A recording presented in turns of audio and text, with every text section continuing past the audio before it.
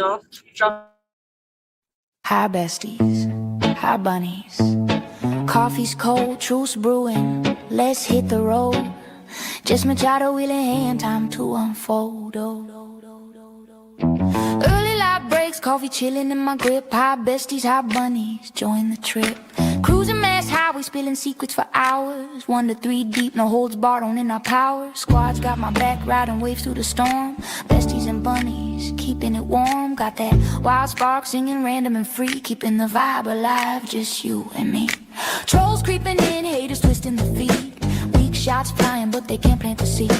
Jabbing in my style, my fire, my rise. Obsessed in the shadows, watching with jealous eyes. Drama stirrers calling grift, but facts don't lie. While y'all fume, my lights touching the sky. Reddit ghosts lurking, basement critique so low. Keep throwing shade, watch this bunny glow. Meow, meow, meow, meow, meow, meow, meow. Hey. Meow, meow, meow, meow, feel it now. Bunny. Just Machado show, chasing down the real. Besties and bunnies got that unbreakable seal. Meow, meow, meow, meow, trolls fade away. Truth in the air, lighting up the day. After dark or dawn's first gleam, we claim the throne. Justice rolling, meow, if you're in the zone. Meow, meow. Love to my besties trolls. See a truth awaits. Just Machado show. Buckle up. Meow, meow, meow, meow, meow, meow, meow. Meow, meow, meow, meow. Feel it now. Meow, meow, meow, meow, meow, meow, meow. Meow, meow, meow, meow. Feel it now. Meow, meow, meow, meow, meow. Meow, meow, meow, meow. Feel it now. Meow, meow, meow, meow, meow, meow. Meow, meow, meow, meow. Bunnies.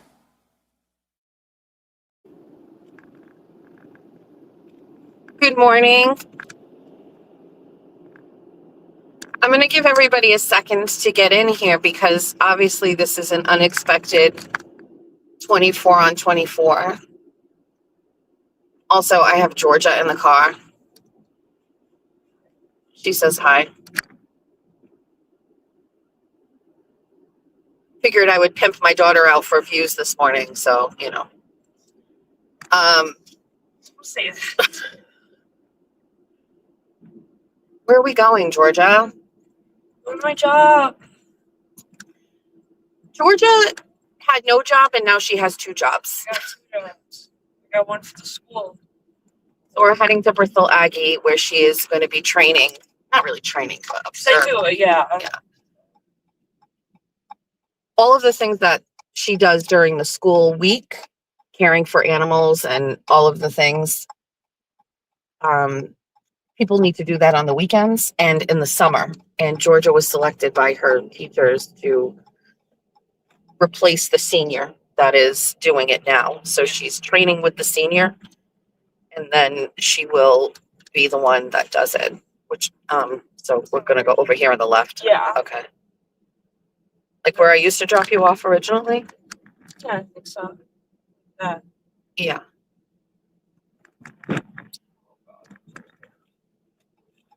Nothing to be scared about. Did he respond?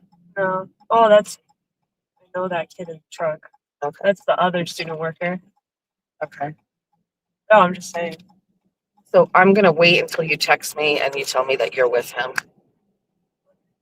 Because I'm not going to leave. Where's his car? Probably either over there or over on the other side. I don't know what it's called. What door are you going in? I go through this. Where are the moose? Good morning, moose. Which building over there? This one. Okay. Can you just text me when you're with him, please? All right. Have a good training. Good morning. Goodbye. What's your time frame? Do you know? He said a little before 3, so probably like 2:30. So text me when you get in there, and then also text me your estimated pickup. Bye. All right. Good morning. We're gonna just hang out here and wait.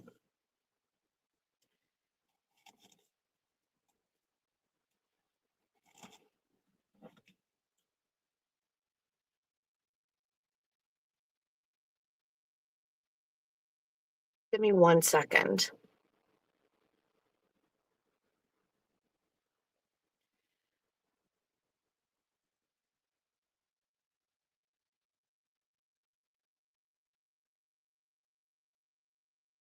All right, good morning. So,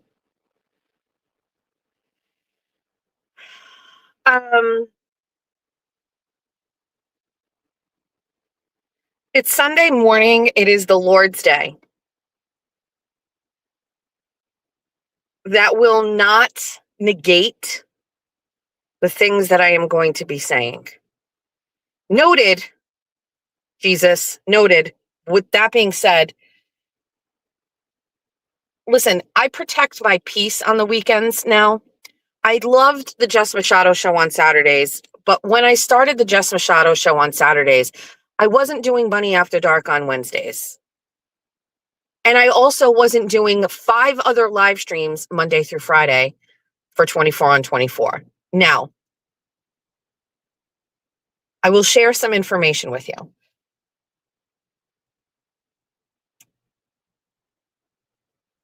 24 on 24 is a consistently viewed show. I've kind of like found a little niche, and I have started a little morning show. It's a little chaotic. There's absolutely no structure to it. The only thing you can depend on is that if there is a school day, it starts around 7:30 to 7:45. There's that, right? But I was talking to Jeffrey about this, and Jeffrey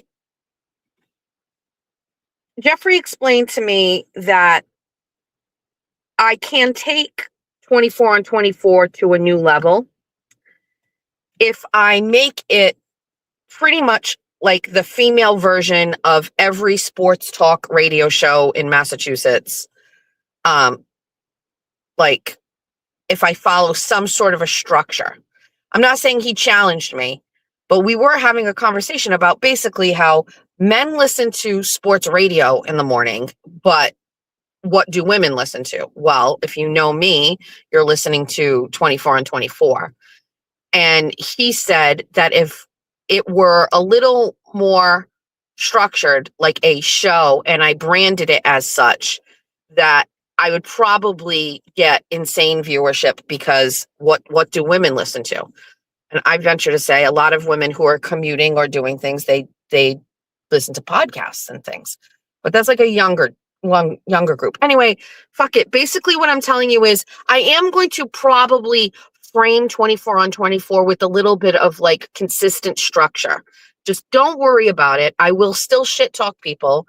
I am still going to run my mouth, but like, I don't know. If you see it looking a little bit fancier, that's because Jeffrey really believes there needs to be a female version of EEI out there, and he thinks I'm it. And so I'm open to hearing that kind of feedback from him.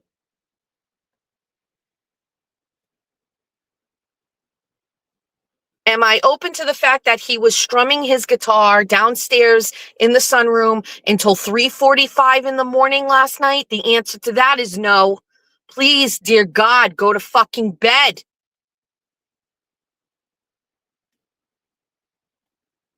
To answer somebody's question, because somebody asked it, is Jeffrey going to be bringing his new guitar or the guitar I bought him for our trip to Florida? And he said he's bringing the old one. There's no way that he is bringing the new one. What if something happens to it? Noted, Jeffrey. Did Georgia text me that she's inside and she found this guy? The answer is no. Am I sitting out here in front of this school waiting for a text from this kid? Yes. Am I going to have to call her? Yes. Hold on.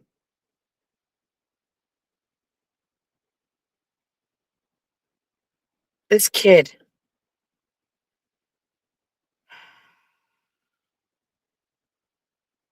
Are you with him?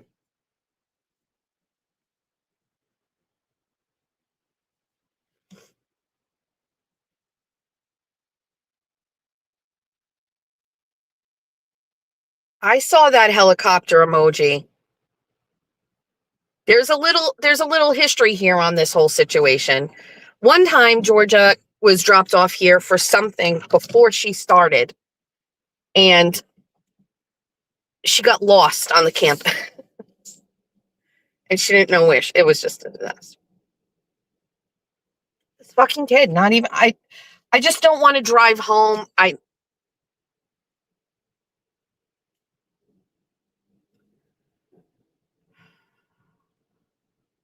don't want to drive home if the kid didn't show up today. I would have preferred communications between her and him before I got here.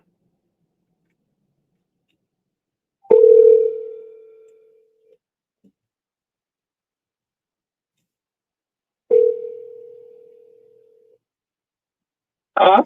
Are you good? Oh, yeah, sorry. Okay, thank you. All right, bye-bye. Bye-bye. See what I mean? Jesus. All righty.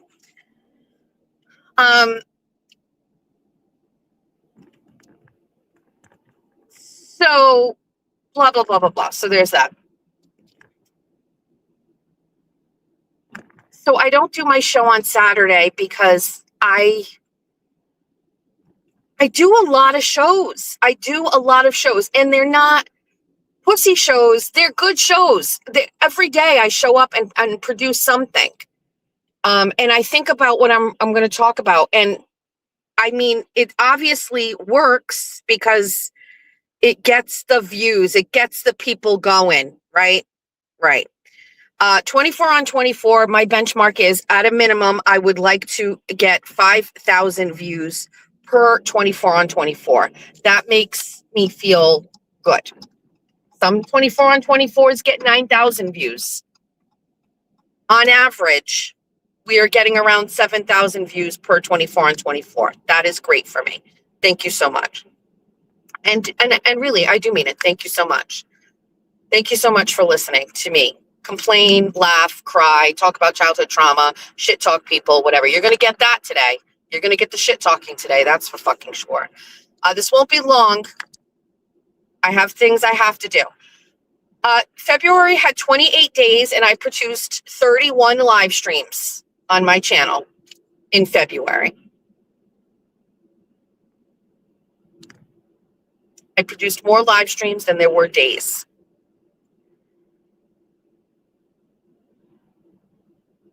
This past week, Meredith cunt face crazy straitjacket O'Neill started causing fucking problems by digging up old messages between me and my old friend Erin and posting them on the internet. And I don't like that she did that. Okay?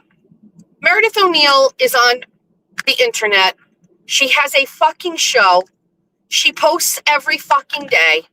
And as far as I am concerned, that makes her fair game for me doing a show and talking about her. By the way, never a 5150 special edition show. Just in my course of my show, I will mention her.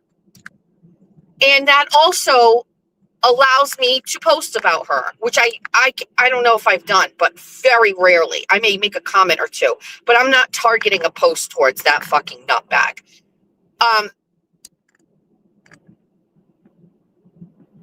Listen, there are people who I don't like, shocker, that aren't on the internet.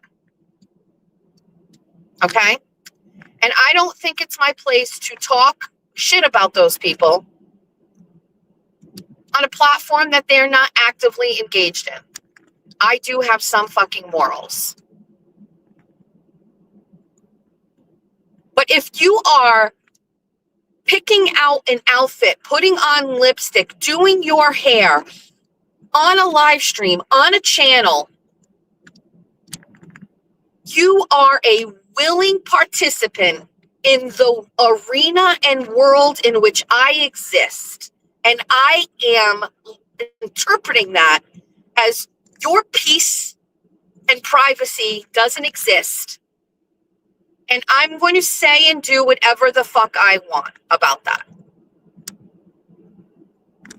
Okay? Okay. Just clearing the air about that crazy bitch. Because I'm going to continue to talk about what I'm observing with this woman. I'm letting you know that. I am not kidding you. That video that she did yesterday or Friday, whenever she did it, that is Every single person who watched that, you are all observing somebody who literally needs to be institutionalized. That you're all watching it and you all know it. Every single one of you. Even those of you who hate Aiden, you know what you're watching there. You are watching crazy. You are watching Girl Interrupted fucking level crazy.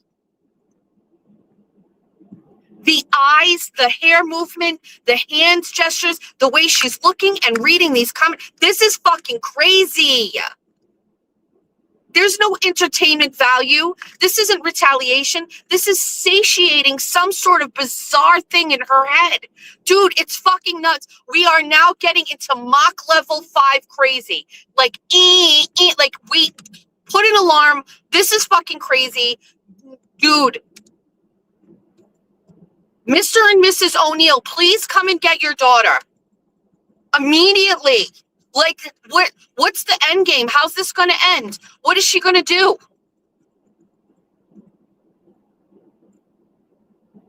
It's beyond fodder at this point. It's beyond 5150 at this point. By the way, I do take pride that one of my listeners in a live show of mine said that, and I anointed that. That is, I'm proud when I hear that. Thank you so much. Clip that too. Because back then, I was like, ha ha ha, funny. She's funny. She's posting about me all the time. No, we are now in a very different scenario. Very different scenario.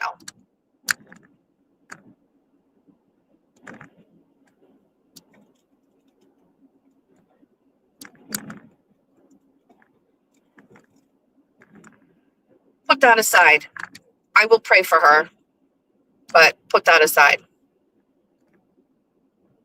I'm going to mention that in a second because I still feel like I'm still within the time frame where I can discuss the text messages. I don't want to really get into it. But we're going to talk about something else. So I'll tell you about my day yesterday after the fact. My blood pressure is going, so let's continue to go with it. Let's stay elevated. Let's stay hyped. Fix the fucking potholes, please. Please. I please. If migrants get free food, free hotels, free insurance, free cell phones, free everything, I want free fucking roads, please. What do I get? Give me fucking pothole-free roads right now. It doesn't take this long. It's not snowing anymore. Fill these motherfucking holes. My baby Jeep deserves to be fucking taken care of. I'm not off-roading. I'm driving to society.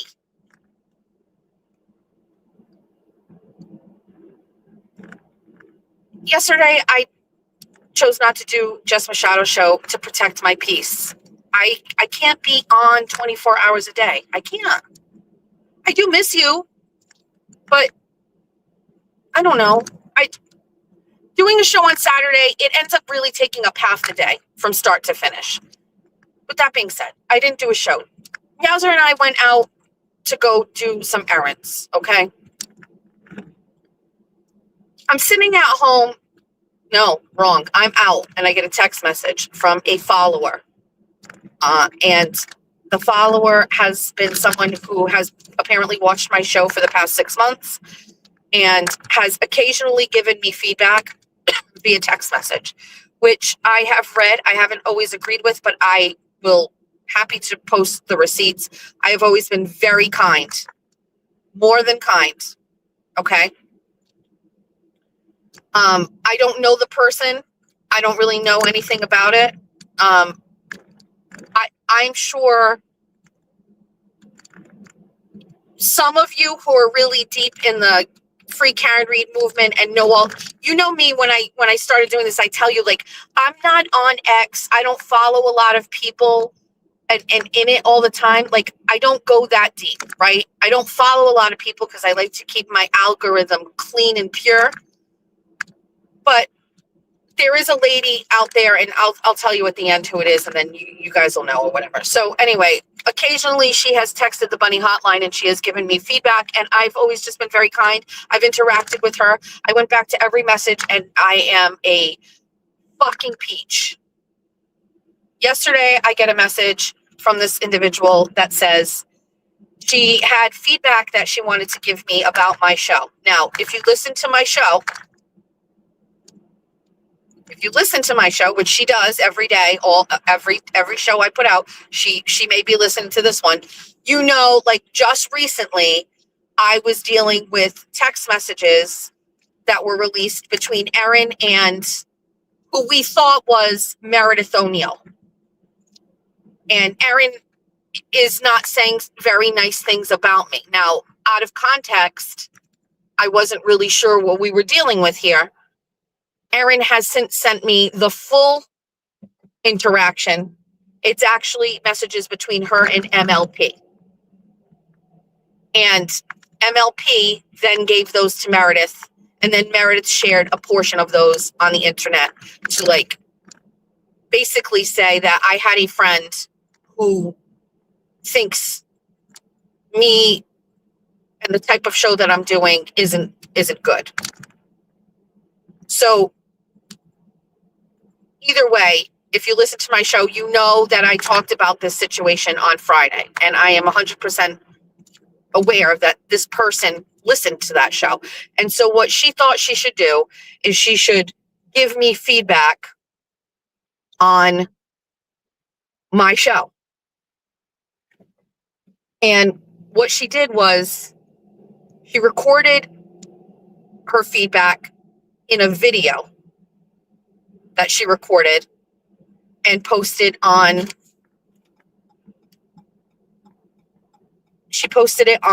YouTube. And she said the video was unlisted, so nobody could see it. I just want to let you know that society has 1, 2, 3, 4, 5, 6, 7, 8, 9, 10 cars ahead of me. I am actually on County Street, pulled off to the side. I can't even turn into the parking lot. So she recorded a video, audio only, uploaded it to YouTube, and sent me the link. And she said, I hope that you will listen to this feedback. And she said some other things about it. And I was like, I will listen to it. Oh, thank you. I will listen to it. And I didn't listen to it. I forgot. So then I get home and she sends me a message and she says, I'm so glad you're willing to listen to it, blah, blah, blah, blah, blah. So then I was like, oh, fuck, I forgot about it. Now I'm sitting at home. Jack is working. Georgia is at her boyfriend's. And Jeffrey is in guitar mode. I have nothing going on. I'm sitting on the couch and I was watching TV, literally watching TV. So I said, okay, I will play it. So I sat on my couch and I'm listening to it. And at first I was like, wait, what am I listening to here? And within the first couple minutes of it, she is saying Jimmy is a terrible person and Aiden. And so I was like, okay, now I'm like, okay, now I want to hear this, right? And also a little mad that it was like under the guise of like, hey, I like, you know, I want to give you some feedback. Now, I understand when somebody says I want to give you feedback, there's not, it could be good or bad. I don't know. And I don't think I've ever stopped anybody from giving me feedback. I do have a blanket statement, which is don't tell me what to do. That has been in place for the past 6 months. I said it right in the beginning.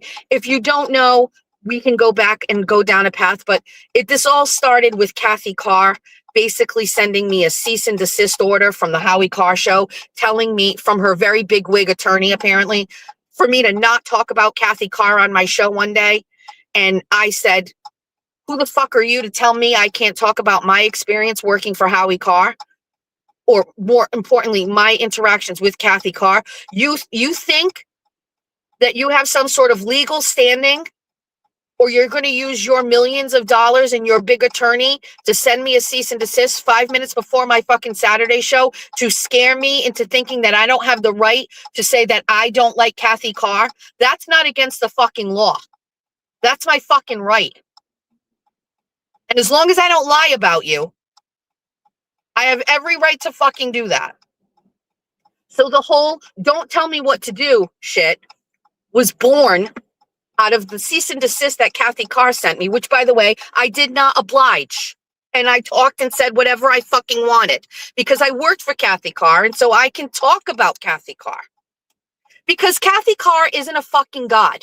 Kathy Carr isn't the end-all, be-all. They want you to think they are. They want you to think that they are it. They are the best. There's nobody better. And they've been able to bully and keep people quiet for years. Not me. Not me. Fuck it. I'm bringing back my cease and desist merch. Fuck it. So I'm listening to this thing and I can't really hear it. And I'm like, she wrote notes. So she said, I wrote notes, and she's got sheets of paper. And occasionally you can hear her flip through the paper and she's reading her notes to me and like adding to them. And there were certainly many statements that she made that were, how can I say it? So let me tell you one of the things she said. So, and it was this chunk of statements where I almost shut it off. So she talked a lot about me talking about money, and she believes with confidence that I lie about how much money I make, and I say it's far less so that my viewers will feel compelled to pay me money. She said that she believes I make $25,000 to $30,000 a month, and that I lie, and that she has heard me talk on the show and catch and correct myself and downplay how much money I make so that you, all of you, will pay me money. Now, I was just like, wait a second. Like, what am I dealing with here? Let me tell you something. If I was making $25,000 to $30,000 a month, bitch, the signs would be undeniable. Okay? Undeniable. I would be thin. Just hands down, I would be thin. There would never be not only would I be thin, but every fucking social media on the planet would have photos of me in my thin self. Okay? Shut the fuck up, you dumb whore! This fucking bitch just yelled at me and said I should move up? Dude, there's no way you just fucking started screaming at me like that. Are you out of your fucking mind? I just paid my dues, cunt. I was on County Street for 10 minutes. Dude, am I gonna fucking go ham in this parking lot right now? Can you imagine fucking screaming at somebody like that in line? I'm just sitting here. I would never. Look at this dumb fucking cunt.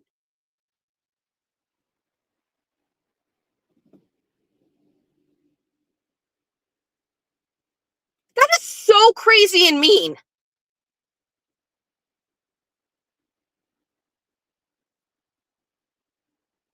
She pulled up right along the side me and started yelling at me. Like, dude, I just can't. This car in front of me is a standard. You can tell occasionally the car rolls back a little bit. So I had a couple feet behind me. If you don't know, Society is on County Street in Somerset, which is a 2-lane road. And occasionally on Sundays, they are slam packed. So people have to wait on the side. And so I was in line behind another car that was parked on County Street waiting to turn in. I had just turned in, but I wasn't riding the ass of the car in front of me because it looks as if they are a standard. And I knew that because it's a little bit of a hill. And when the car ahead of them would move up, their car would move backwards a little bit. I'm protecting my Jeep. And she's turning into the lot and pulls up alongside of me and she yells, "You should be pulling up even further," or whatever. And I'm like, why are you yelling at me? I haven't done anything. I'm being a good driver. What the fuck?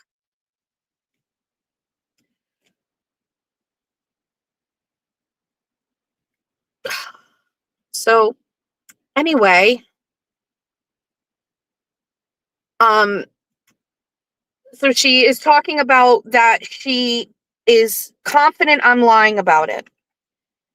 She said, "I'm surprised your followers haven't sent you a mahjong set yet. You talk about how expensive they are, and you are exploiting your viewers so they will send you it."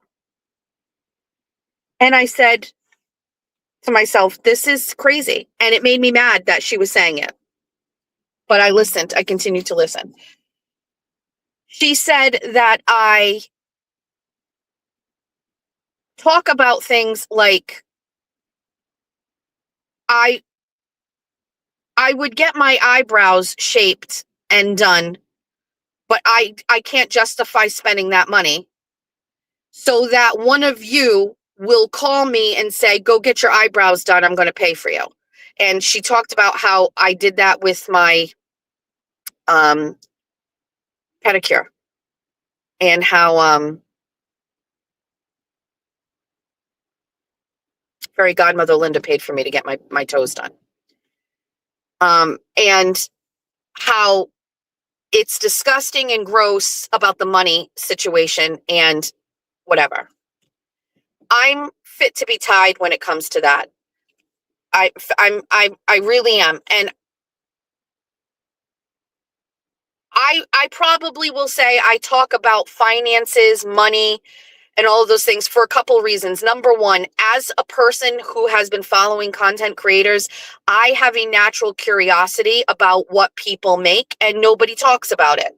Now, they have an absolute right to privacy. However, I don't.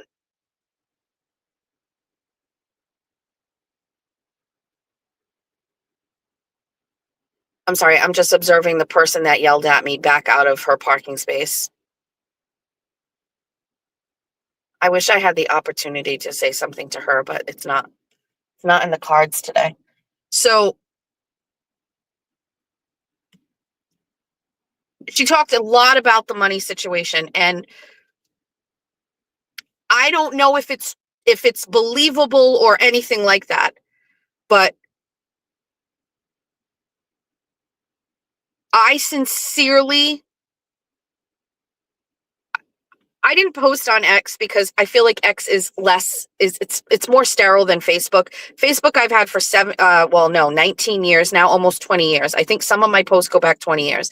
I posted it on Facebook and I talked about like me and my journey. And I know you guys have all followed it and you all know, but I did put it in a post, and I basically talked about how for many years, 5 years or so, a little bit longer, I worked for news media outlets, WBSM, WSAR, the Herald News, Howie Carr, and Fall River Reporter.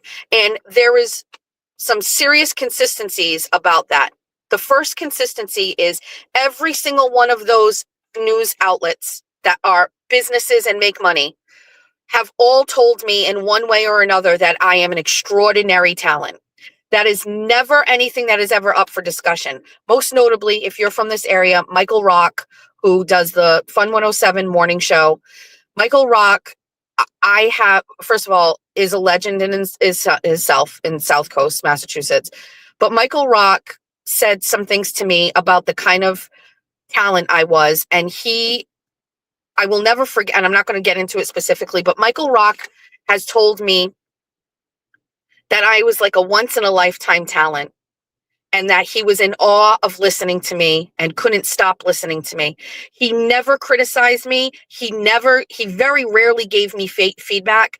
Honestly, the only time he ever gave me feedback was to watch my language. Sometimes I would say kind of like words that were borderline not okay to say on the radio. Like, you can say bitch, but you shouldn't say bitch. This is when I worked for Fun 107 WBSM. And Michael Rock has always told me what an extraordinary talent I was. Every single one of those companies has always said how unbelievably talented I am at speaking, radio, or writing. But the other common thread is that they barely could pay me what I was worth. Barely. And all of them ultimately fired me because I didn't fit their needs anymore. So for many years, in my mind, it never really equated that I was talented. Yes, do I believe I have a talent? I do, obviously. But I'm a realist. And if I'm so talented, then why am I not making money at this? If I'm so talented, why is there not a spot for me at Fun 107? Why is there not a spot for me at the Howie Carr radio show? And I used to think that those places were so big and so great. And if I can't stay there and they don't need me, then obviously I can't be that great. So maybe people aren't being honest or whatever. The only time I have ever seen financial success is when I've done this on my own. And I talk about that financial success because it was so bad before. I used to do the nighttime show at WBSM from 7 to 10 p.m. It was Monday through Friday. If I did a Wednesday show there, I would do 7 to 10. It would take me 25 minutes to get there, 25 minutes to come home, and I made $20 an hour. After taxes, $54. $54 to put on a show for 3 hours. I'll be right there with you. Sure thing.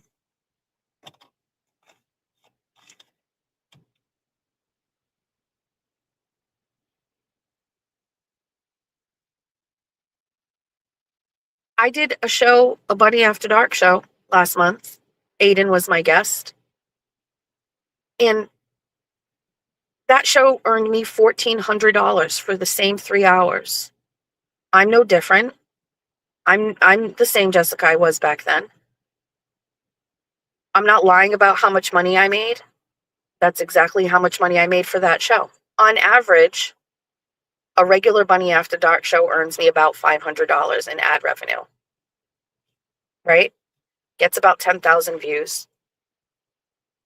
And with super chats and things like that, it's about $500. I used to feel so shitty driving home from WBSM, loving everything I did, but fucking hating myself that I wasn't earning enough money for my family, but didn't want to give up on my dream of talking. And so now I talk about the money because I'm thrilled and I love sharing it. And if you think it's bragging, then fine, you think it's bragging. So this lady talks. Can I do a large iced white chocolate pistachio made with whole milk?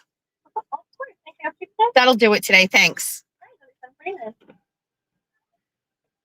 So she talks at length about the money thing and blah, blah, blah, blah, blah, and all the shit like that. And so I'm listening to this and I'm getting, well, I'm not going to lie, I'm getting agitated.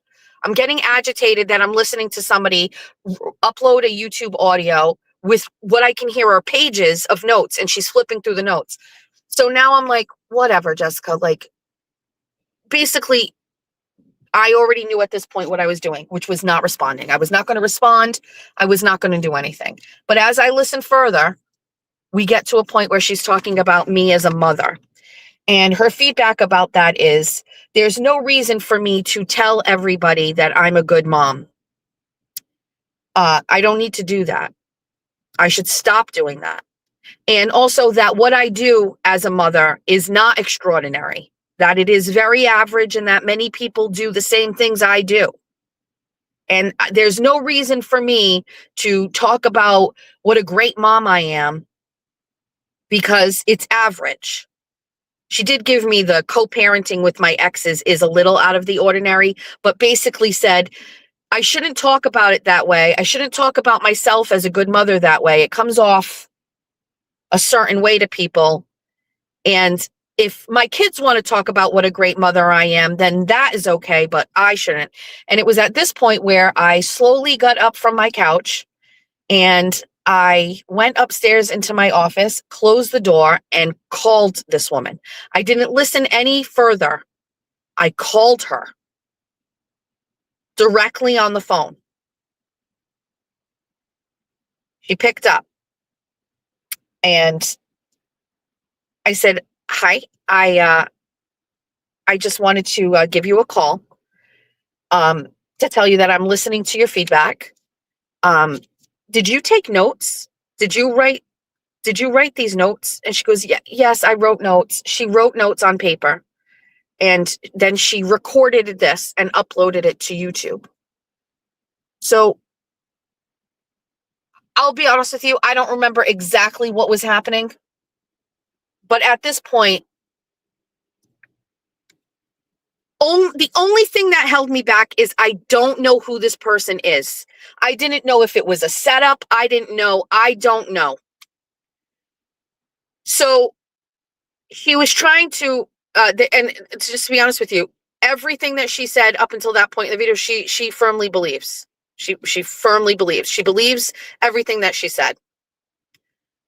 And I reminded her that it varies, but as I've discussed with you, around 50% of what I earn from YouTube is strictly ad revenue. And that number changes all the time. But I can tell you, I have talked to Jimmy and in the beginning, and Jimmy told me on average what his is. And at the time, my numbers were more than that. And I don't make the fucking numbers. I don't know what YouTube does. I know that in February, my money per 1,000 views was lower than January's and December's. But I don't make that. 60% of what I make around, or 50% of what I make on YouTube is ad revenue, which means if somebody never was a member, if somebody never super chatted, if somebody never Venmo'd me, I would be making around half as much strictly from YouTube. That's not exploiting my viewers. That is me choosing to become monetized and letting YouTube pay me. She apparently has a problem with that too.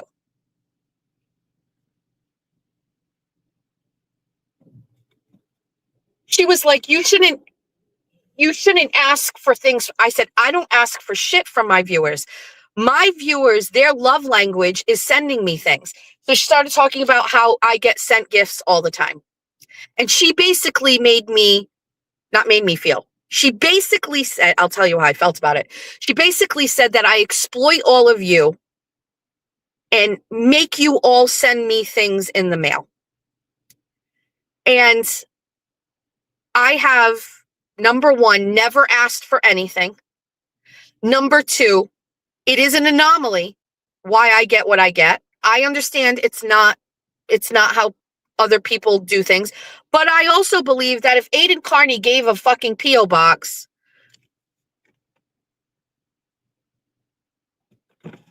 Sup, Derek? Get that bread. I'm not even working right now. You're not working? What the fuck? Why? Oh, I have to today. I'm gonna drink. get a coffee.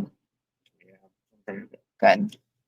Oh, late, huh? Don't you usually come early? I do. Giorgio's Hey, working you know at. what? The times changed. That's why the clock. This is crazy on Sundays.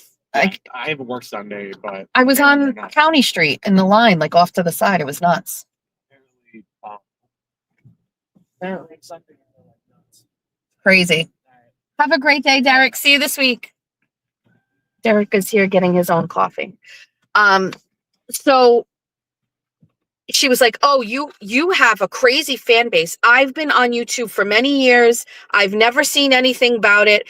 I'm confident that if Aiden opened up a P.O. box, he'd be inundated with gifts.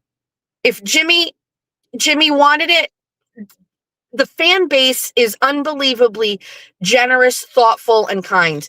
And I also took offense to this when she was saying it, because many of the things that I get are so unbelievably thoughtful and relate to what we talk about on the show. And it's almost like mean to say it. Like, you know what I mean? Like, it's mean to say that about my followers, like that they give these things. Like, somebody sent me a little carved little bunny this week, and I put him in my garden area near where my plants are. And I'm appreciative of it. I've talked about how it got too much. Please stop sending me Pyrex. I love it, but thank you so much. It's too much. Well, what do you want from me?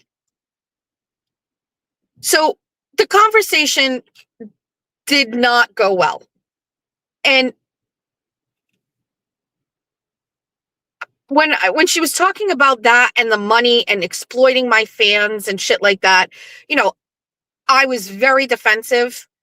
I've slept on it, and how I feel about it is I definitely think I talk about money more than anybody else. I just want to make sure everybody understands that it's rooted in severe poverty. So everybody understands. My money talk is literally because I can't fucking believe after all these years I actually fucking make money doing something that I've been doing this long without ever getting compensated. I mean, and nothing for nothing, but Howie Card did pay me well, but it was for a very small amount of time. So maybe I should stop, and maybe all of you are hearing that and are saying, like, to some degree, she may be right and things like that. I just want to make sure everybody understands, like, if I never got another cent from any of you, I would still do this show and just be okay with the ad revenue. Does what people do and gift assist and allow me to do this? Yes, it is a big part of it. If I didn't get financial parts of this, I don't know if anybody could do it full time.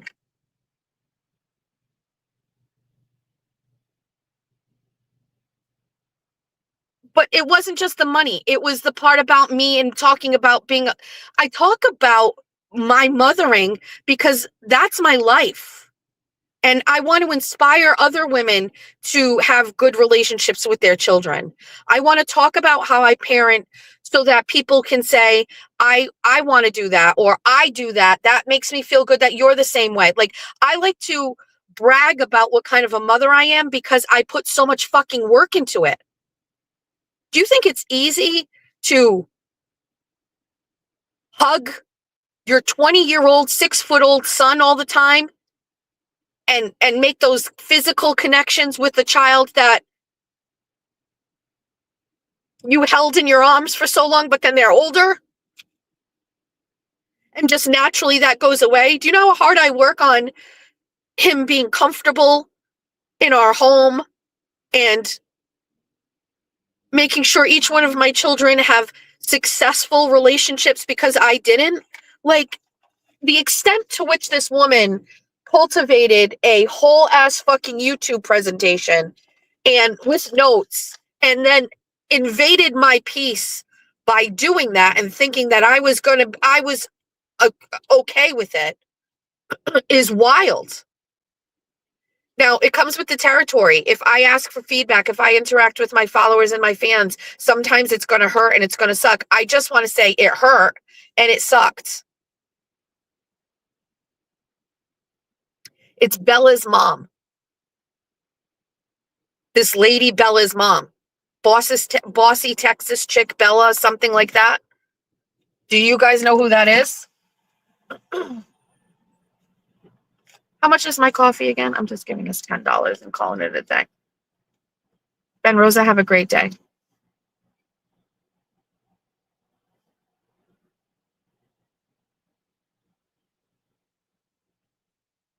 So while I was on the phone with her, I clicked on her YouTube channel. And by the way, I sent it to Jimmy and I sent it to Aiden. So there's that. Before I called her, I sent it to them. So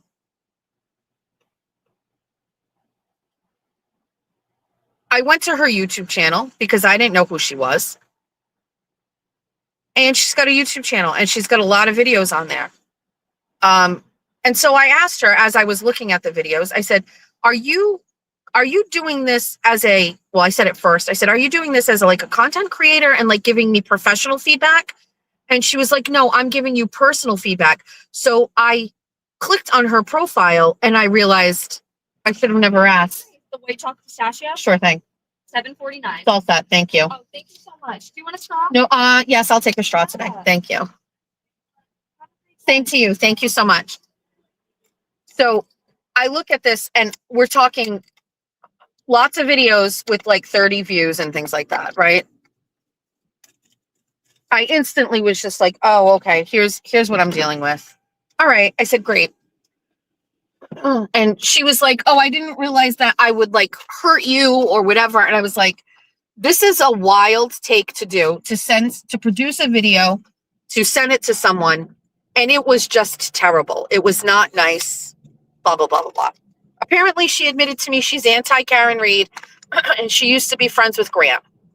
This is when the conversation basically started going downhill. I said, listen, don't contact me ever the fuck again. I said, who the fuck do you think you are interjecting into my piece on a Saturday with some bullshit fucking criticisms? If you don't like my fucking show, don't watch it. If you don't, and you still continue to watch it, and you have so much criticisms, keep it to your fucking self. I said, I'm 28 minutes into this video, and I felt compelled to call you directly to see what I was dealing with. And if I listened to every criticism that you gave in the first 28 minutes and changed everything that you said, the show wouldn't even be my show. It would be a fucking different show.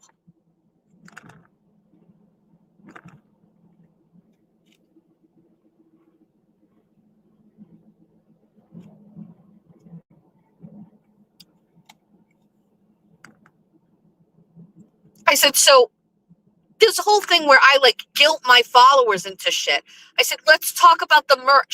She mentioned the merch. She goes, when you're bragging that you sold, $3,000, $4,000 worth of merch. I said, first of all, get it the fuck right. It's $7,000. You dumb fucking bitch. I sold $7,000 worth of merch. And I didn't do anything other than work really hard on making fucking sweatshirts that I liked, that were relevant to what my show is, and posted it on a website, and people fucking paid for it because they want to wear it. The merch thing, I just want to let you know, really solidified some things for me. The merch thing really, in a unexpected way. I had people asking for merch and I was like, okay, let's get this done and make it good and make it pretty and make it wearable and make it a good product. And I don't want shit stuff. And if I sell a couple hoodies, I'm great with that. The merch thing, to me, in more than anything on YouTube, because YouTube is views and you don't know who's watching. So the ad revenue and those things, you have no idea. Merch means people love my show. Merch means that people love what we do. Merch means that you laughed and you want to be reminded of that all the time. Merch means that you are proud of watching this show. That is very different than YouTube revenue. And as I started seeing people buy merch, I felt a very different way. I felt unbelievably loved.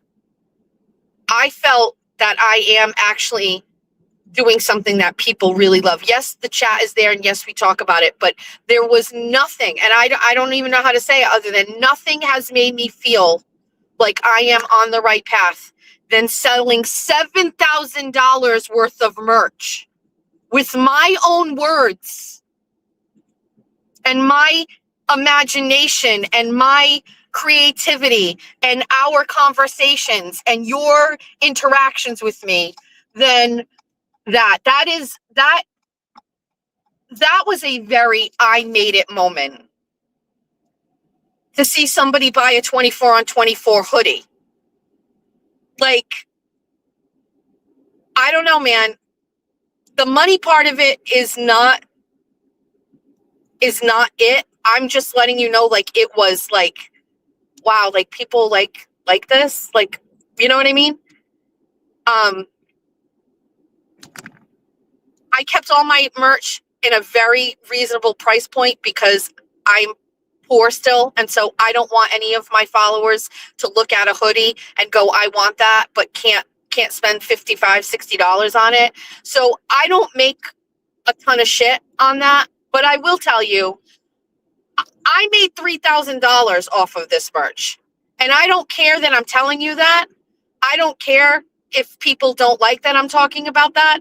I made $3,000 this week on merch. And I would like to teach other people how to do what I do so that they can also one day have success. So with that being said, I am going to be launching like a series where if you would like to learn what I do and how I do it, you can join. It's free. And we are going to do a 3-part series on everything that I do, everything in this business, everything and how I've gotten my brand going, all of it. Now, I don't expect that everybody will have like either the success or what. Listen, I understand what I do. It's a very unique style, right? However, there is a YouTube channel out there for everybody, and there isn't everybody out there for a YouTube channel. And I personally wish that there had been someone many years ago that showed me the way so that I could try sooner, faster, and make more money. And I feel like I'm going to teach people what I've done. It's not a fucking tried and true thing.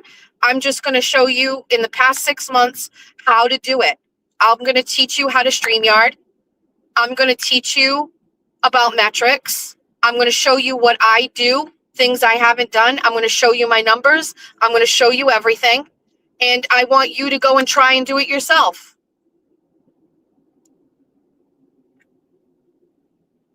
I think it's the least I can do. And I'm not afraid of competition.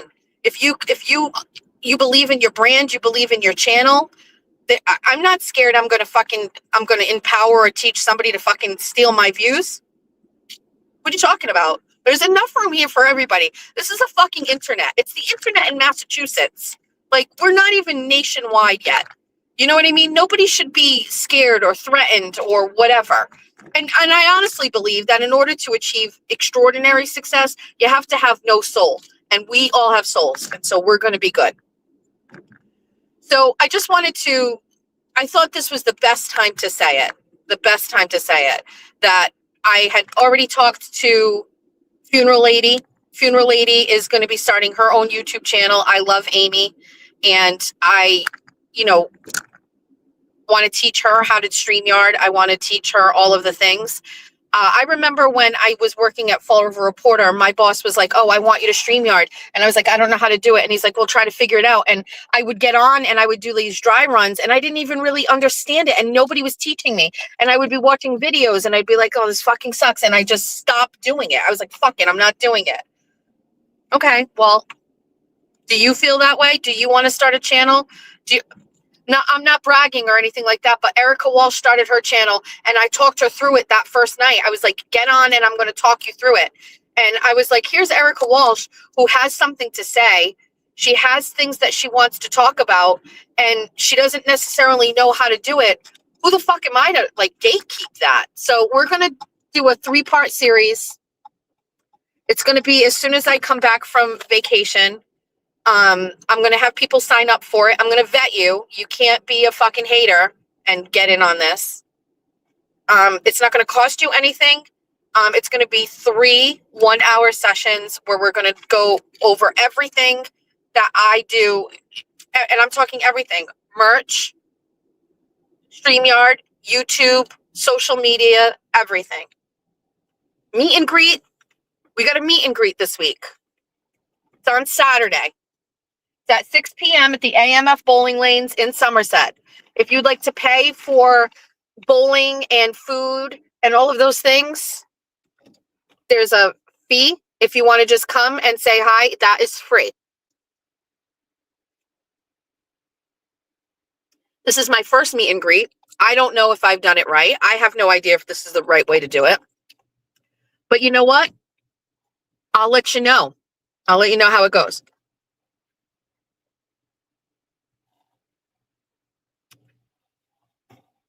My thing is this. I feel more than ever that I'm on an island and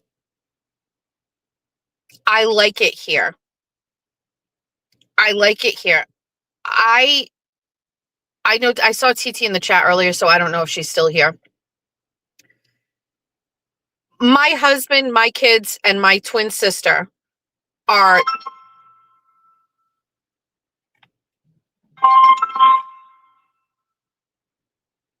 yo. Hi. What's up? Okay. Okay. Well, I'm in the driveway. I just brought Georgia to school. She's working today at school. Okay. Okay, but you're not working today at all? Okay. So is anything else you were going to say before I go on? Were you going to say anything else? Okay. Okay. Before you leave, I need you to do two things.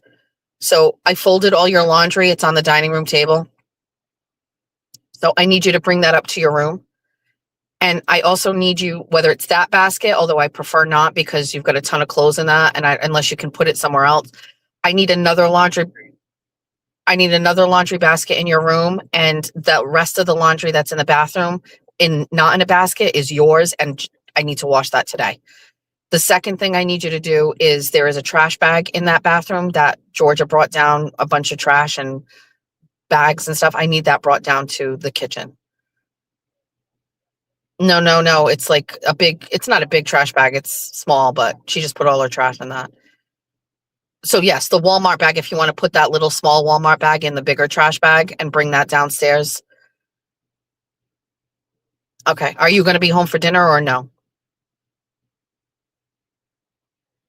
All right. I'm going to make spaghetti and meatballs. All right. That's it. I'm in the driveway. I'll see you on your way out. All right. Bye. Sorry.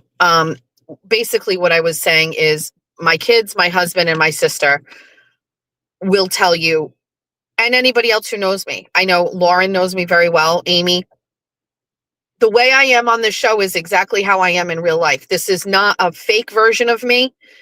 It is not a different version of me. This is how I talk in real life. This is how I act in real life. All of the stories I tell you are real stories of my life. The shit talking that I do about people, that is how I act in real life. I just try to show up every day and be as authentic as possible. If people like that, which from what I gather they do, I will continue to do this and see success. And that's it.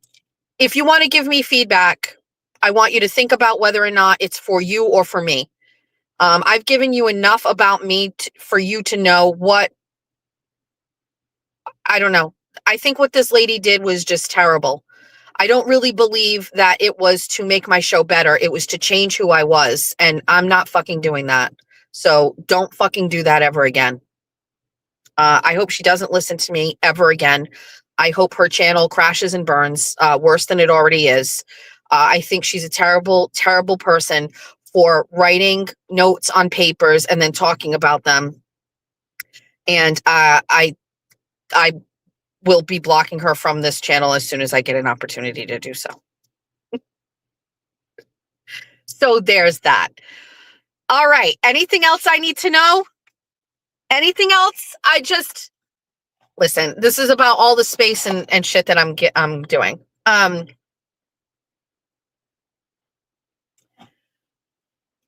don't want anybody to go crazy, but I did get my first piece of merch in, which was the first thing I ordered when I first made the merch. So before the site was live or anything, I purchased merch. And I didn't want to wait until I got it to launch the merch because I was so excited about it. And yesterday it came and I squealed like the fat Miss Piggy pig that I am when I opened it. It is so fucking good. It is so good. I got the Horizon Social Chart hoodie.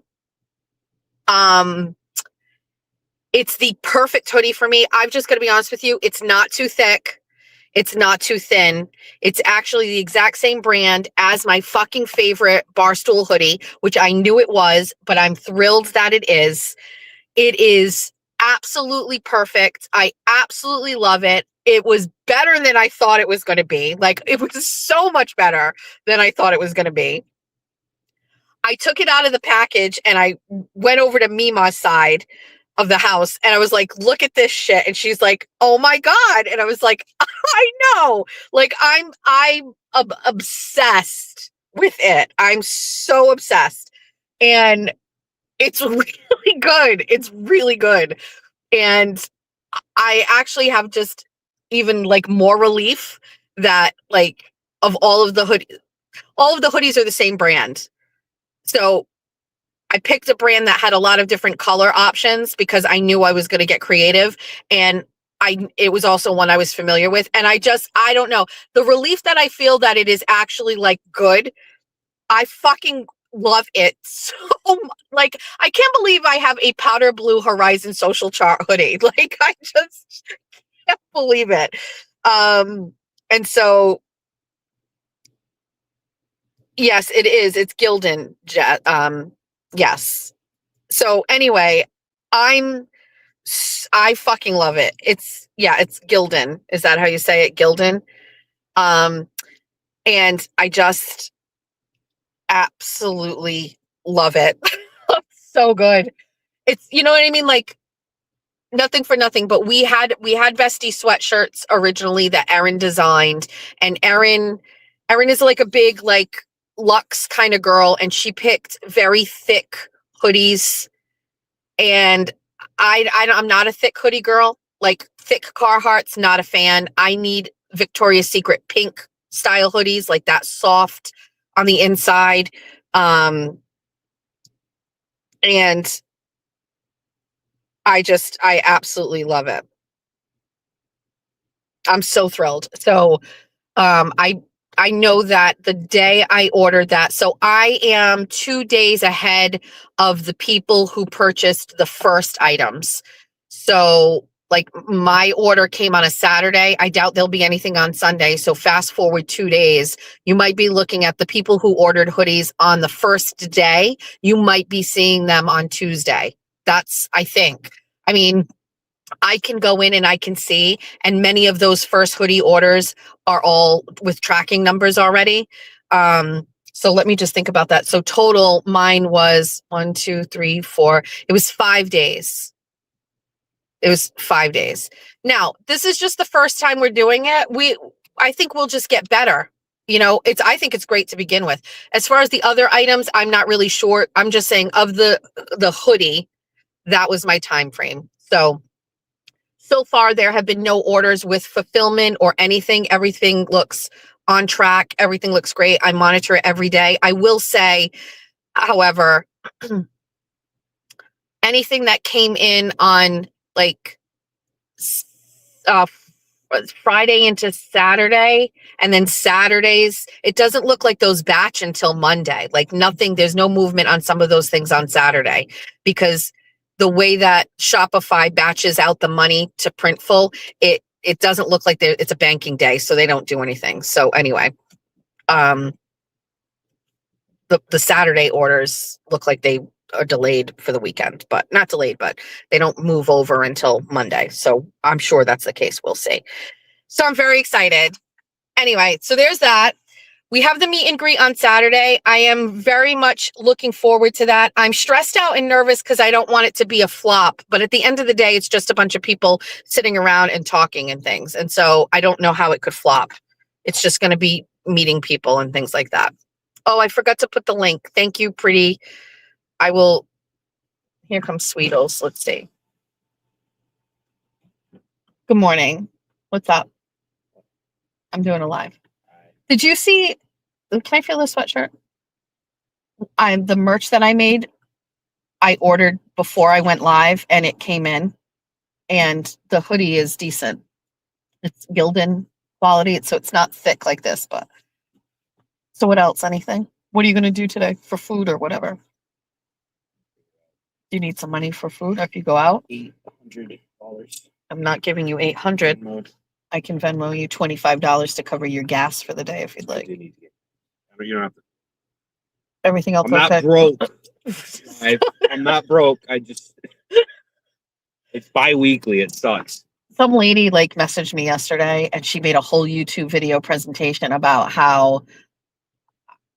the money I make and shit like that, and that my followers shouldn't be giving me money, and I shouldn't talk about money because it makes people want to give me money.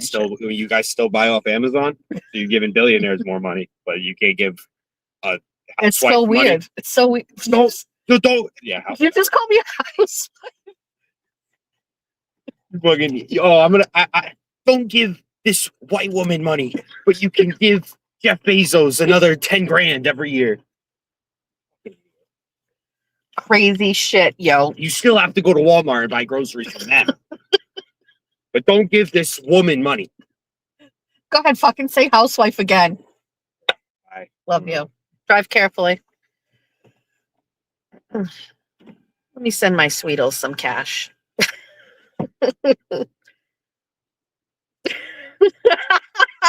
Right from Dallas, like that white woman money shit. That's my boy right there. There's nobody fucking more real than my son. I am telling you right now. He is in another fucking level.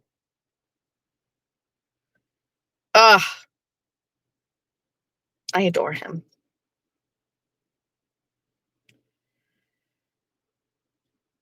I am literally going to Venmo him.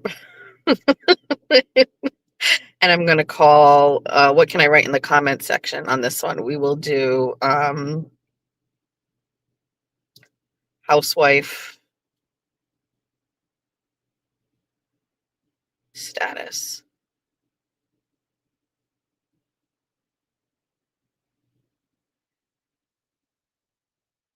I can't believe you call me a housewife. Kid is a fucking legend. I'm going to tell you something. I want to let you know two things. I love Sweetles. He is the best.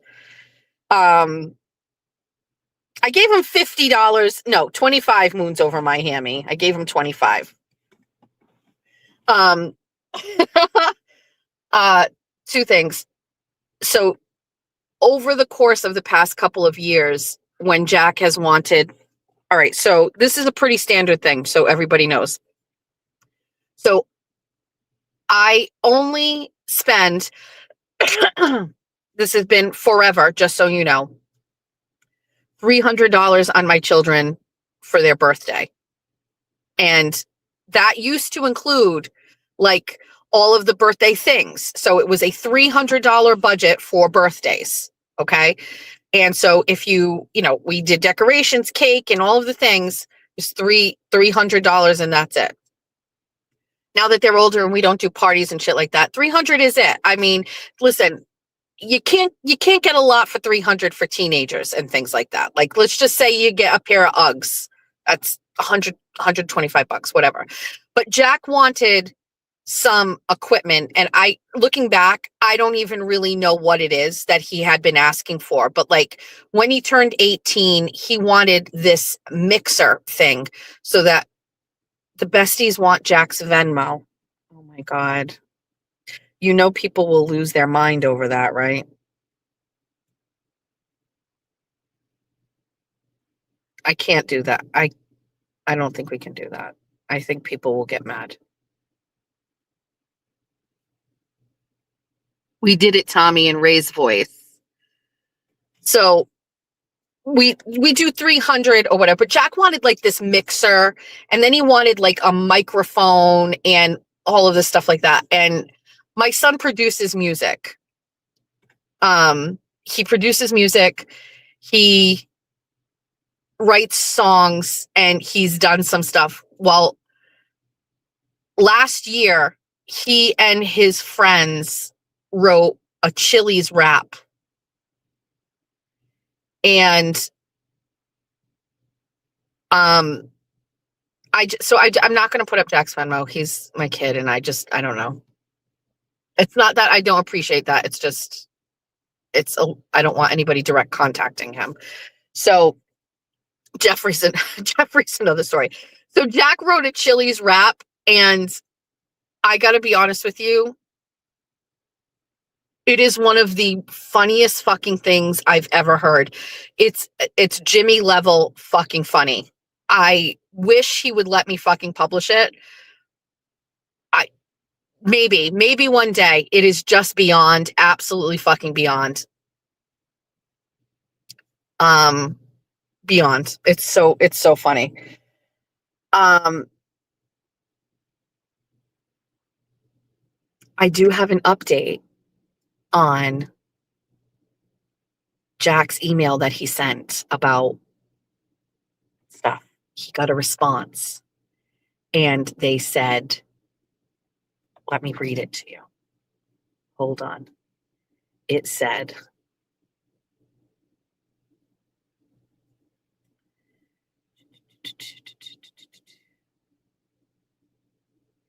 hello, Jack.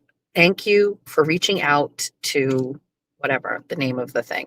I was the specialist that looked into your concerns. We really appreciate the feedback, and I want to inform you that we did investigate it further. I was able to share my findings with the appropriate leadership team. I want to inform you that corrective action is being taken, but I can't speak on it for confidentiality reasons. If you need help with anything else going forward, do not hesitate to reach back out to us. When Jack called me and told me about this, he was calling me to tell me about other things, and we disconnected our call, and then he called me back, and he's like, oh my God, I forgot to fucking tell you. Just like that, I forgot to fucking tell you the most important thing that happened today. And he was like, I'm sending this to you. And I've got to be honest with you. This was a very important thing. This right here, knowing that a corporate level took his email seriously and that there was going to be action. It actually, I don't know if the people who ever wrote this email will know, but I believe that this is going to allow him to continue to have a little bit more faith in humanity. You know what I mean? Like, I look at this the other way. Like, if they said thanks very much or they didn't respond or anything like that, I really think like it would have just added to his disdain over like corporate America. But I'm so grateful that they looked at that and took him seriously and validated his concerns and then had some sort of action.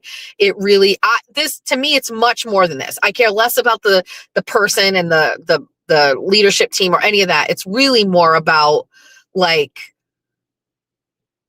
my son's interaction with the real world, and that it was a good one. And it showed that if he used, his time to articulate to the proper channels what the issue is and what he's asking for, that it will work and it'll pay off. You know what I mean? And I'm very grateful for his first opportunity to do that has turned out well in a way that he is validated. And it showed him that advocate for yourself. And, one of the things that, this person said to him is that, he's not a full timer here or whatever. And, my son really felt like, well, what difference does that make? I'm a full-time student. I commute, I work, I have a family life. I have all of these other things and he really advocated himself.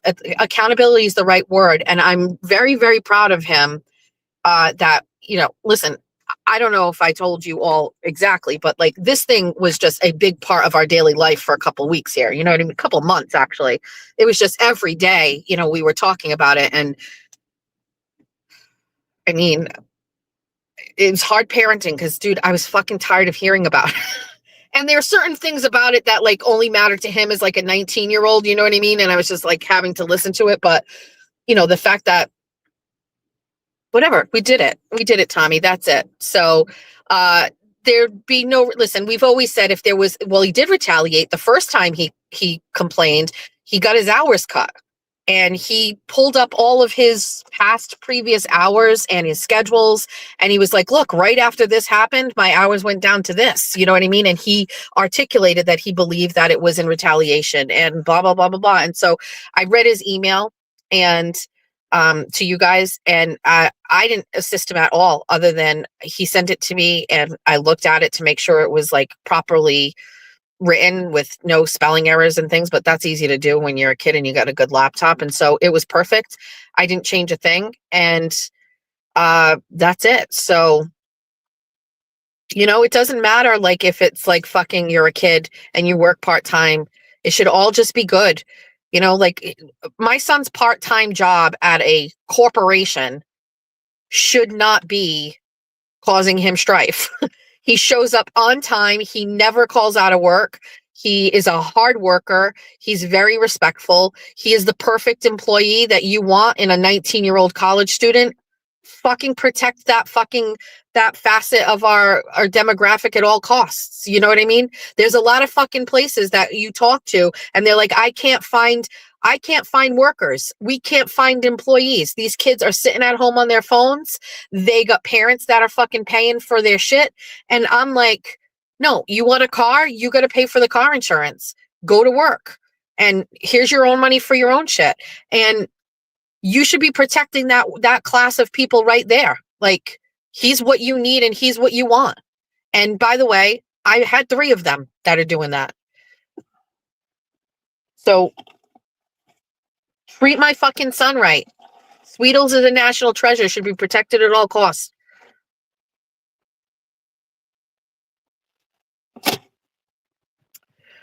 Okay. Bay Harbor Beauty is in the chat. Interesting, because I was going to talk about this. 2 things I need to say. It is crazy. After COVID, people stopped working. I swear to God, I totally agree. We stand with Sweetles. So 2 things I need to tell you all. Bay Harbor Beauty sent me a new eye cream. Okay. Second, Mermaid Mary sent me that huge package with mostly things for Julia. No, you're not in trouble. No, listen. And in it, one of the things that she sent me was like this. It's Physicians Formula, I believe. It is a, do I have it right? Is it Physicians Formula? It's like this liquid kind of like bronzing thing. And I tried it on my hand that night and I was like, what am I dealing with here? Like, what am I looking at? You know what I mean? Like, what is that? And I put it on. I was like, oh, I think that kind of like looks good, right? So I am trying to keep everything off my face, makeup off my face and everything right now, as often as I can. Like, if I usually only just wear makeup when I'm on a show. That's it right now. Because I'm really using all of the products that I got from Bay Harbor to really kind of just repair my skin a little bit.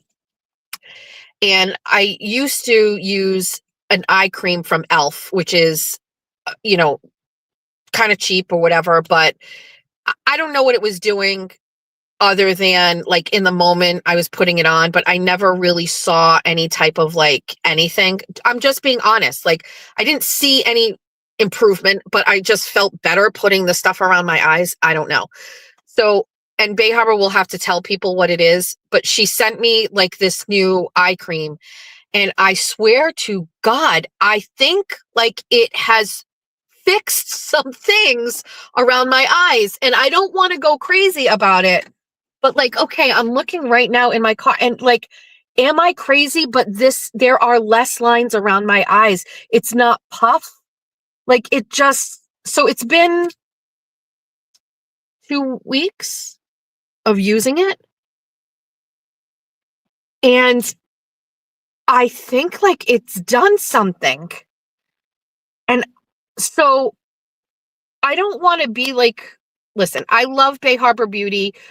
she saw me and was like, girl, please do not use soft soap on cleaning your face. And she sent me, I'll never forget when the package came. I couldn't believe it. It was so many things in it. And I was like, it was one of the first things I ever got from anybody. And it felt extremely extravagant. And again, like, I don't use face products or anything like that.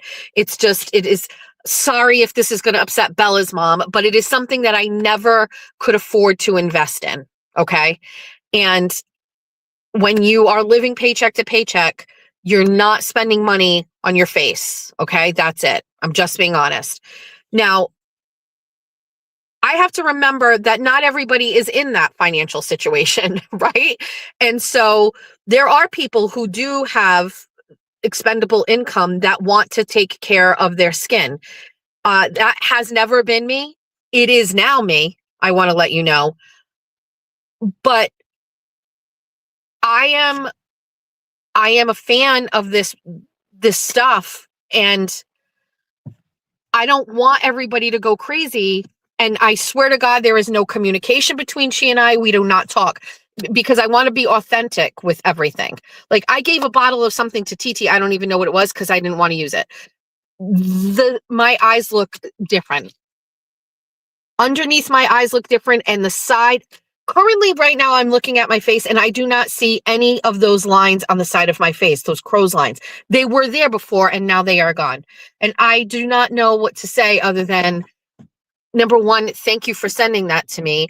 And number two, if you do currently use things for your face, I would suggest trying whatever this thing is that she sent me, because it has been about 2 weeks and I have seen a complete change. I use it about twice a day, not every day, twice a day. Yeah, it is.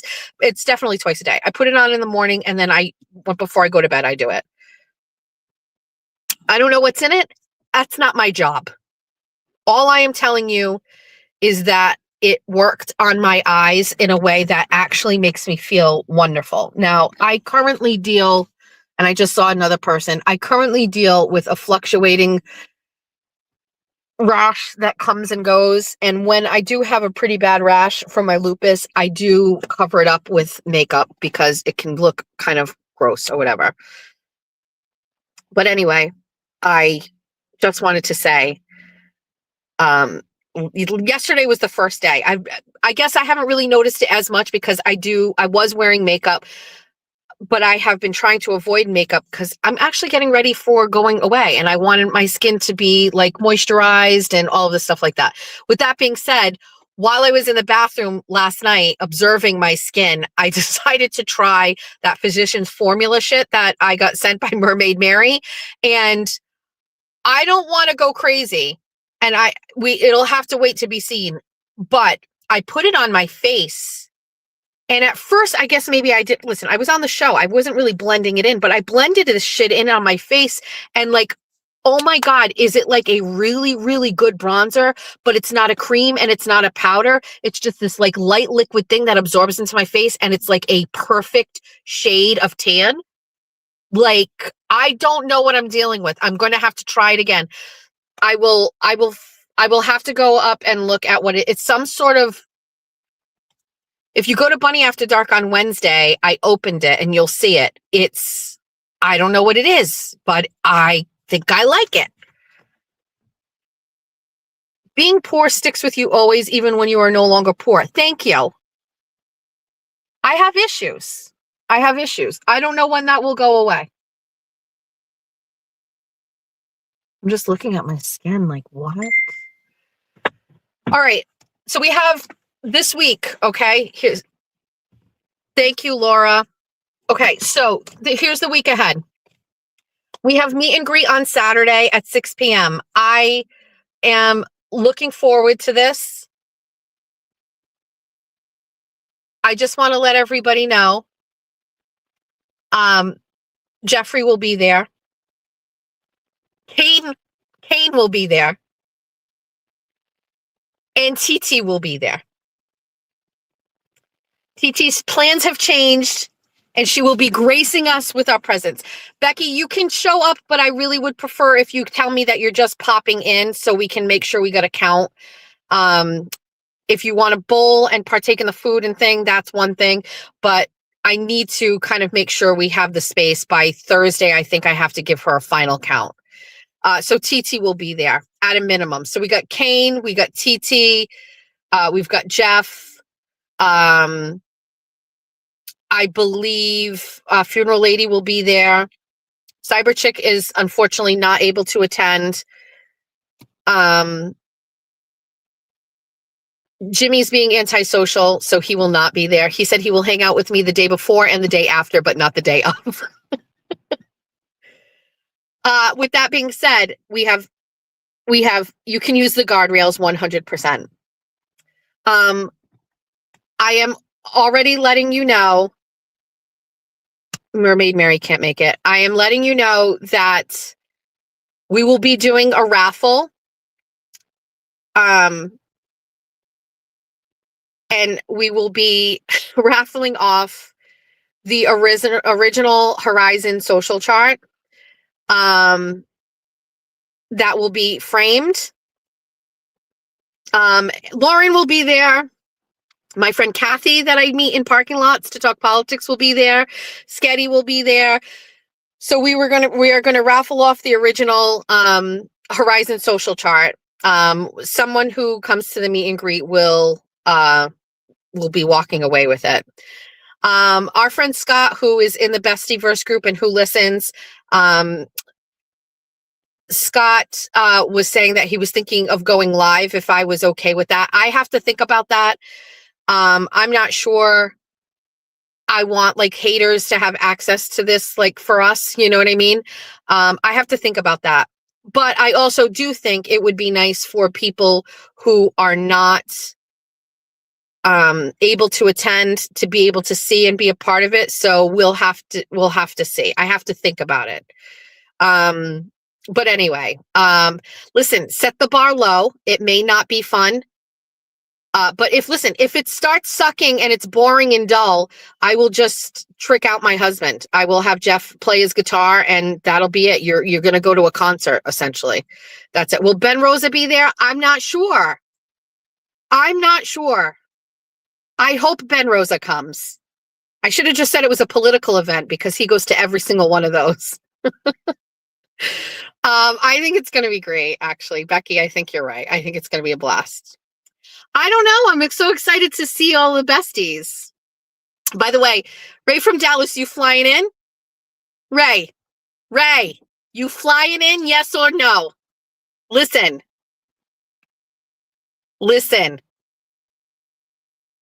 Get a flight, pop in, and that's you just bought the eye cream. It's so good. Maybe there are eye creams out there and people are just being like, listen to this bitch talk about eye creams like we've been using eye creams for years. I don't know. Not me.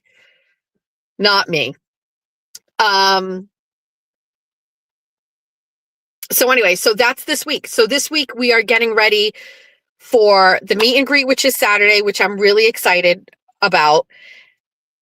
And then we are flying out on Sunday morning for my first vacation with my husband in 10 years. So this week is really kind of getting ready for that. And I have to kind of also prepare my household, my family, and everybody. Ray's going to be at the next Wilbur. If somebody doesn't get me an inflatable Cartman suit and get me a microphone and get me on the stage of the Wilbur talking and reading things in a Cartman voice, I'm never going to a Wilbur event again. So Jimmy, if you're listening to this, which I know you are, you bitch, you better fucking include me in the Wilbur. Get me an inflatable Cartman costume, get me a microphone, and get me on the stage because it must be done. Oh my God, you got your hoodie? Oh, can you text me on the bunny hotline and send me a pic and let me know how it is? If it's the black one, I just need to know with the gold, like how does it look? Because that was a little shady. The numbers on the screen. I would like to know what it looks like. Jimmy already said you were incorporated in the show. Okay, great. Because now that I've shared my Cartman voice with everybody, we need to continue to use it for good. Uh, Ray Dallas is going to do a lie detector test on stage. You know what? Fuck it. Free Ray from Dallas. I'm in. Free him. Some shit's been going on too fucking long. Yes, I held a grudge for Ray because he platformed fucking Jen fucking 50 Grit Altman. I held a grudge. He let Lindsay go on there and her screeching voice talk about me. I'm blessing and releasing it today. It's the Lord's Day. I'm blessing and releasing it. We are now back on for Team Ray. Hashtag free Ray for more Cartman. You got it. You got it. Jeffrey has now left the house. He is in the sunroom. He is smoking his cigarette and he is on his phone. That is a strong indication he is ready to start doing what we need to do. Today, we are doing grocery shopping. I also went shopping yesterday for a few things that I need for my trip. Okay. I was looking for a travel outfit that was comfortable. And I went to Old Navy. Just so you know, for 2 days only, yesterday and today, many of these sweatsuits and athletic suits are 50% off. Okay. So that is what sent me there because I am still a cheap bitch. Yes, I sold $7,000 worth of merch, but I'm still a cheap bitch. So I went there and I have to go back and return 2 different things because they are too big. This weight loss journey is apparently working in a little bit. I purchased things and they are too big. I need to go down a size. So I have to go grocery shopping, but I also have to pop into Old Navy and return 2 things and get smaller sizes. I am in my head a little bit over this lady that did this whole fucking YouTube presentation over me and how I am with my people and things like that. I want to tell you how I feel. I would like to share all of my trip with all of you. I would like to. I don't feel the need to be private. I don't feel the need to just be on this trip. I view this trip as an extension of my show. It has been financed completely through my show. It was gifted to me by a loyal viewer. So I feel compelled to share. I will most likely be live streaming at some point every single day of the trip. If people think that that is grifting, it is not. I simply would like to share. If you have a unhinged level of jealousy about that, please don't watch.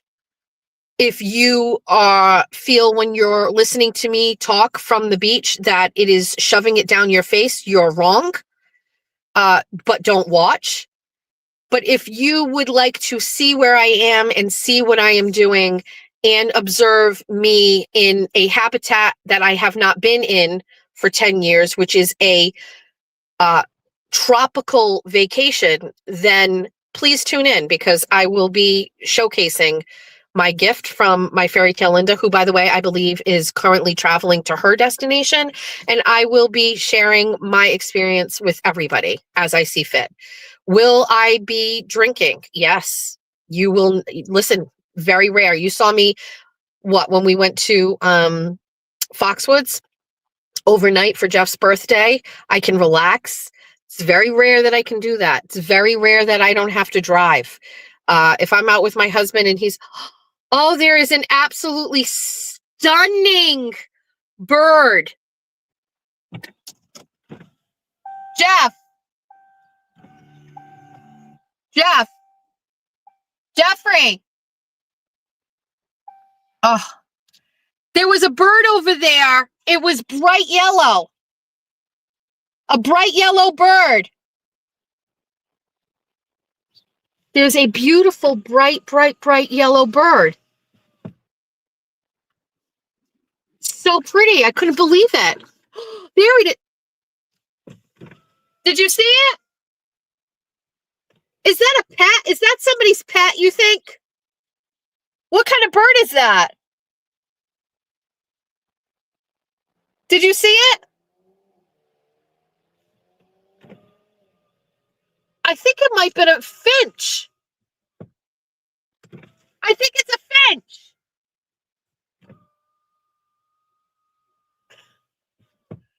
I'm going. I'm going to go get the seed. I'm going to get the seed. They're so hungry. But the seed is in the room where he is. He's in the sunroom. He's smoking. He's on his phone. He's got a hoodie on. He's probably like, okay, we got to go grocery shopping. What? There's beautiful bird over there. I couldn't tell if it's not canary. First thing I thought about are my birds in their cage. Did somehow my birds get out? You realize that I have 2 fish, Ginger and Sam Rothstein, named after the main characters in Casino. And then I have 2 birds, Vincent and Mia, named after the main characters in Pulp Fiction. All right. Now, I don't have eyes on that bird, but the bird seed that you guys sent me is in the sunroom. I would love to take a scoop of that and throw it over there on the grass. Huh.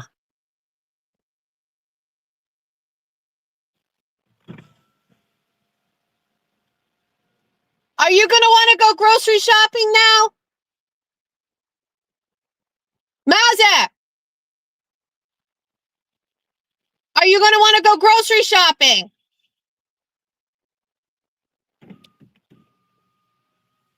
He's going to Celsius. What's with getting older and suddenly liking birds? I don't know, but I have had this bird fascination for a very long time. I remember when Georgia was a baby, I would put her in my baby Bjorn, and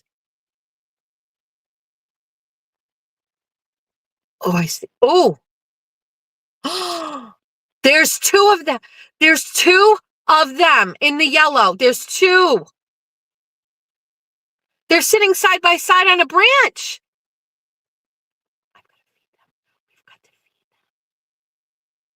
Oh, the grass underneath the snow is hideous. It is flat and brown with little touches. Look at these 2 birds. They're kind of grooming each other. But we're going back to some of the first days of this show when we still don't know, by the way, but I bought birdseed and I bought these bird hangers, and they were on my front porch and on my back porch, and I started feeding the birds, and my Ring cameras were catching some of the prettiest birds in the world because, like, good morning, people in court, because the birds would be eating the birdseed. And Jeffrey started to get upset about how many birds were all over the place. Then we had a very unfortunate incident where I was kind of tossing birdseed on the grass, and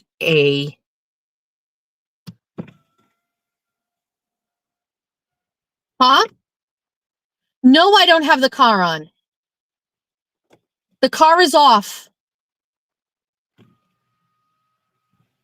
Every fucking time this man, do I have the car on? I mean, you think I would pull into this driveway and sit here with the car on while you're watching me? Anyway, 2 yellow birds, positive transformation and fortune. Eat that, bossy chick, Bella's mom. So, then we had an unfortunate situation where I was scattering the bird seed on the ground because, yes, the bird hangers had the bird feed in them, but I felt bad for the lesser birds. Jeff really despises idling. He thinks it just is a waste of gas and ruins the car. It's a Portuguese thing. So I would spread the bird seed on the grass because, not all birds can compete and go up on the things. And Quincy killed a robin who was partaking in the buffet and was very proud of it. And so Jeff yelled at me that we cannot feed birds, especially on the ground, because Quincy was killing them. But anyway, one day I went to go and fucking fill the bird feeders, and the big, huge tote of birdseed was gone. And Jeff had taken it, and he claims it's somewhere in my house, and I just don't know where it is, and I'm not getting it. And I have looked everywhere for this birdseed, and I cannot find it. It's been 2 years. I don't know where it is. And I told that story on air, and people fucking Amazoned birdseed straight to my fucking house in the moment, same day. Basically saying, like, you can try to stop Jessica from feeding the birds, but you really can't. No, it's in a tote. He could not throw out the tote. It was in a tote. I opened a big, huge bag and put it in a tote with a scoop so I could easily scoop out the birdseed. A cardinal. Oh, they're all here. They're here. The birds are here. There's a cardinal here. There's the yellow birds are here. Everybody's here. We've got to go. We've got to feed. We've got to feed.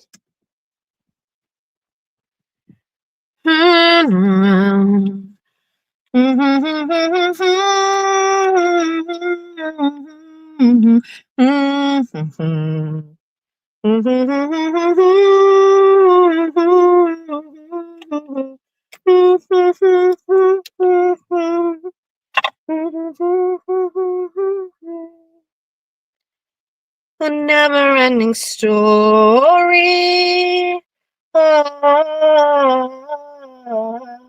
I do not want to piss off Bella's mom, but I sold 8 hoodies while I've been on this live stream. Shit, Bella's mom. Fuck. I can't believe it.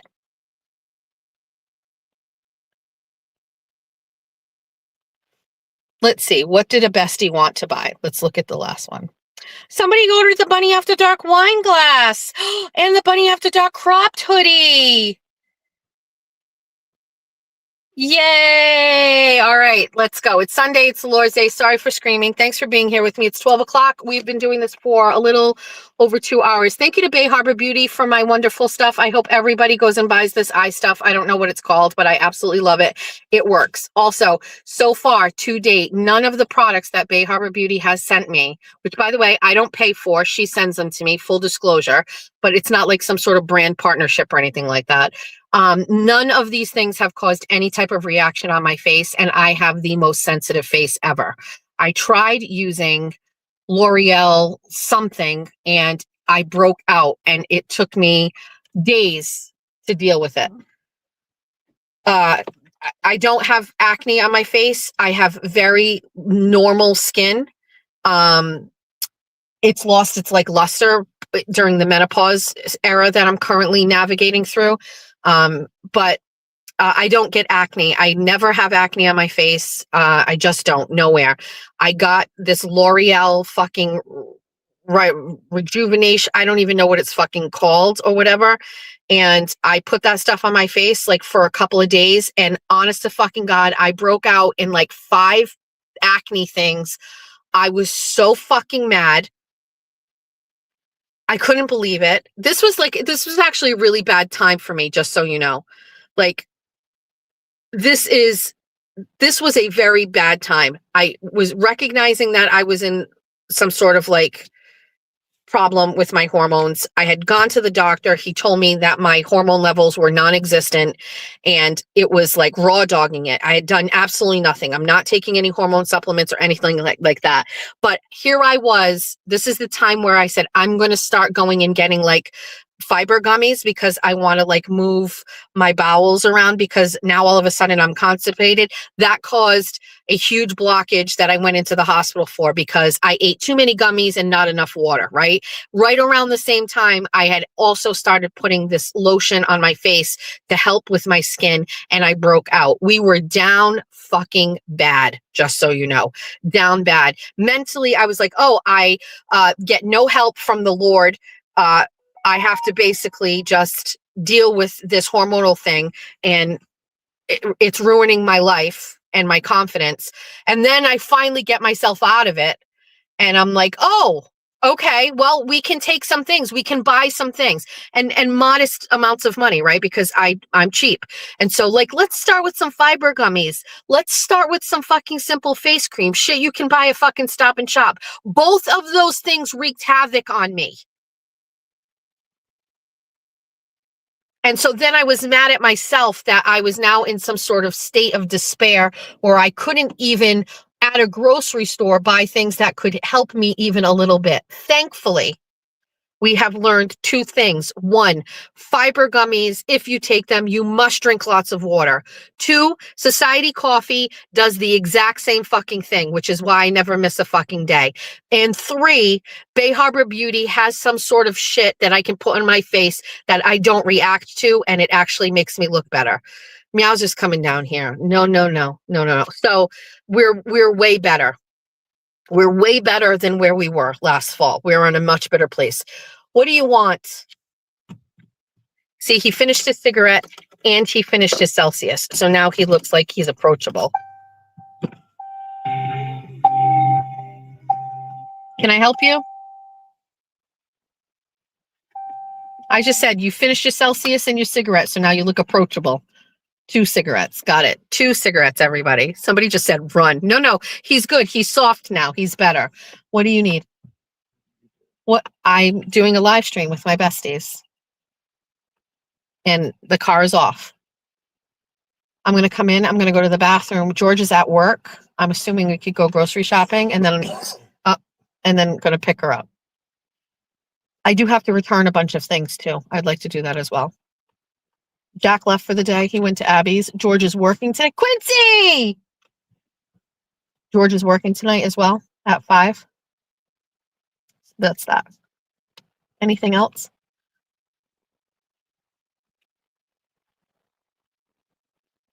What do you want? What do you need? What do you need? You're staring at me. What do you need? Don't. Oh my God.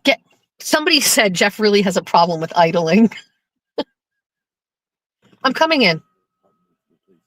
Ay. All right. I'm going inside. I love you all. Thank you for allowing me to grift and make money and just be a terrible human being. I love you all. See you all later. Have a really great day. I'm going to go try to feed some birds. I'm not kidding. I am going to do that. How's the sizing of the sweatshirts? I got an extra large and it is very generous and I love it. I don't know, but I'm waiting to get feedback from everybody. They will tell me. So the besties will have to fill me in and tell me it worked, it didn't work, it looks good, it doesn't good. I only got one to compare it to. Hello, Quincy. Hello, you legend. Hello, legend. Hi. You happy the snow is coming? Oh, look at that little face. You little punum. I love you. Okay, I'll see you inside. Hi, Reagan. Hi, Quint. Look, all the snow's gone. You have your yard back. Okay, I'll see you inside. All right, besties. It's the Lord's Day. Have a good day. I'm glad I purged and released all of that negative energy. Thanks for letting me do that on this platform. Where are the birds? There's a beautiful cardinal, too. Lauren, that was Riley. Okay. Have a really great day.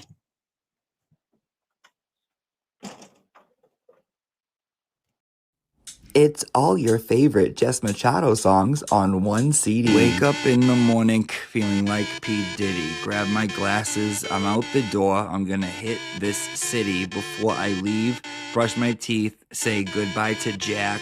When I leave for Bunny After Dark, I'm not coming back. It's all the hits you've always loved in one place. Just so everyone knows, it's alright because I got Jeff his new guitar. And that's okay, cause my family is the best thing for me. Whether you're singing in the car by yourself or hanging out with your besties, there's a song for everybody. How much is that coffee at Society? Last week it was 50 cents less. How much is that coffee at Society? I don't care if this causes a mess. Recruiting seagulls, dishing about politics, or just straight up gossiping, this is the CD for you. One low price of $19.99. The chat I can't see. I'm driving and the sun's in my eyes. I love 24 on 24. I said I'm getting all the views. Sorry, Brian and Crawford, I told you before. Don't fuck with me, I'm a Fall River whore. Don't fuck with this Fall River whore. All songs, all decades, all moods, all Jess. I got a new life, you'd hardly recognize me. I'm so glad that Kayla Churchill and Jen Altman are not in my life. I don't care about all of my stupid haters. That is right. Eat my asshole. I saw the sign. It opened up my eyes. I saw the sign.